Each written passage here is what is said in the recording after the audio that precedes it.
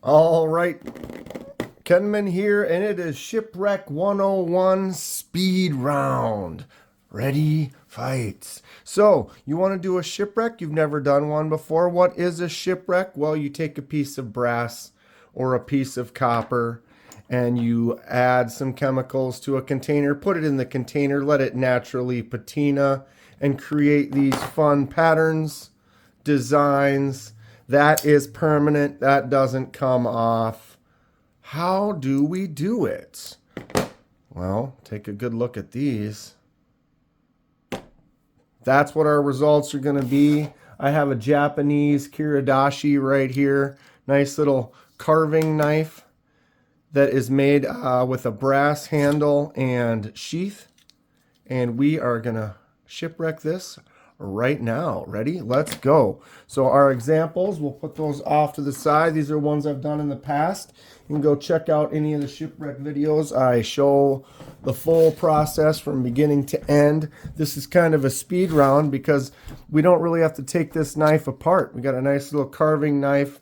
I found that this chemical reaction really only happens to brass and copper. So the steel on a blade on a few of these I haven't been able to take apart. Seems to make it through it fine. I'm just going to leave, dropping stuff, leave the knife together just like this and put it in, let the patina happen, then we'll clean it all off, wipe down that blade with whatever we need to do. But we'll see what happens. Are you ready? This is the last time it's going to look like this. Okay, so if you haven't done one of these before with me, I already have a preset container ready to go here. Make sure you're in a well-ventilated area. These chemicals are smelly and stinky. I did one just recently. I have a bunch of paper towels wadded up into these balls. You can see some salt and remnants in there. The main active ingredient is, oh, I'm spilling all over my shirt. Woo, wow. Well, spilling it all over your shirt and your pants is not really what you want to do, but we are live here. So I have some all-purpose ammonia, very stinky stuff. I'll wipe this off of this area of spilling around. Now the whole area is going to keep that ventilation going, get that fan blowing. Woo! It's smelly. Okay, so all-purpose ammonia. This already has some on it. I'm just going to add a little bit more to kind of revive this container after its couple days of kind of sitting. But, whew, seal that back up. Stinky stink. Okay, so we have ammonia in there. I have a couple different types of salt. Some Himalayan rock salt. Those are the chunks you can already see in there. I'm going to add some more. You can let it be heavy in spots or just even or whatever. Each one of the chemicals adds a different type of reaction that can kind of create some other interesting effects. So I like to kind of get a little creative with it. Here's some regular table salt. Throw some of that in there as well. Okay, so we're going to take the actual knife, and before we put it in there, I'm going to get a Q-tip down in there, get some ammonia, and start kind of getting some of it on here. I like to just randomly kind of add it in a few places, kind of early activate some of the reactions that are going to be happening on here. Plus, it helps the salt stick. I'm going to set that right there for a moment. Got a little secret soy sauce right here. Same kind of thing. Get some of that in just some random places. You can try to control this, but the more you try to control it, the more you'll end up realizing the freestyle of it kind of makes it a little more fun too. So I'm going to go ahead and splash the rest of that soy sauce in there. I have some vinegar. Throw a little vinegar on there. Let it be just a splotch of vinegar in some places, mix with the other stuff in others. That's kind of the way I do. Create some interesting contrasting situations here for the most creative kind of color patterns and stuff. All right, take some actual salt right on there. And, maybe some of these will stick. And that is what we've got. You can see a nice wide variety of a mix of stuff. Then I'm going to take this, find a way to wedge it in here. I'm going to move some of these around a little bit. You don't want it actually sitting in liquid, but you want these strange shapes and bumps of the paper towels to touch it in different spots. That's going to create the randomness. Is that a thing? I'm going to drop a couple of these right over the top, like so. And there we are. We're going to set it in there like that and let it rip. You want to let it go for at least 6 to 8 hours. We'll probably leave it overnight. We'll open this up in the morning, take it out, see what it looks like, see what we came up with. Who's excited? Who's tried one of these already? I try to do it as descriptive as possible in a sense that someone would maybe take what I've learned and what I've done to try it themselves, or learn how easy it actually is to go for it. You never know what you're going to get. Sometimes it's successful, sometimes you're not happy with it.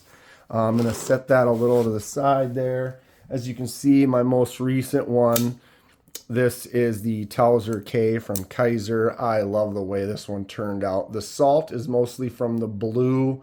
The soy sauce is doing some of this gold or black kind of stuff going on over there. The ammonia, I think, is more of the black, or that might be the soy sauce. I don't know for sure. It's fun. And the thing is depending on how you do it, this one I added more salt, got more blue. This one I did less salt to get some more greens and different variations. So you can kind of control it a little bit on how the final look ends up being. But it is kind of something where you just have to put it in there and let it sit and see how it turns out. If you don't like it, you can put her back in. Actually, this Civivi X-Arc, I redid this one like 2 or 3 different times before I was happy with the final result, which I am actually quite happy with. This is really one of my favorite projects. I love doing it. It's a fun, just neat experiment, and the way that it actually just naturally patinas and changes the material, it's just cool. So we are going to let this sit. When we come back, we'll open it up, we'll check out the results. All right, it's been about 12 hours. Let's open it up and see what we've got, huh? This is always an exciting time. Okay. Boom. Look at that. Fun stuff. Okay, we'll seal that back up so we don't stink up the place. And we're gonna basically, some of this blue is gonna come off. See that right there? It's a patina that some of it hasn't set in, and it's colorful, but it's not soaked into that metal yet. But you can see a lot of this has. So we're gonna kind of dab it dry on the paper towel here. Then we'll rinse it off real good and see what we've got. All right, I'm gonna let this dry. We'll wipe it off. We'll be right back. All right, we are dry for the most part. Kind of let it just sit for a few minutes here. We gotta, let's wipe that off. Get some of that out of there. I'm pretty happy with how this turned out though. Got some good colors, some good pattern. And basically the only other thing I do to them now is I throw a little clear coat on there just to help make everything pop and help also seal it in. This will continue to patina. If we clear coat it, it kind of helps seal it in a little bit more.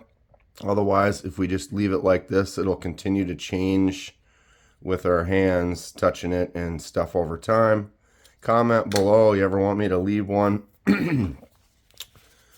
without clear coating it. Might have to get in there, blow some of that liquid out of there if need be. But yeah, fun stuff. All right.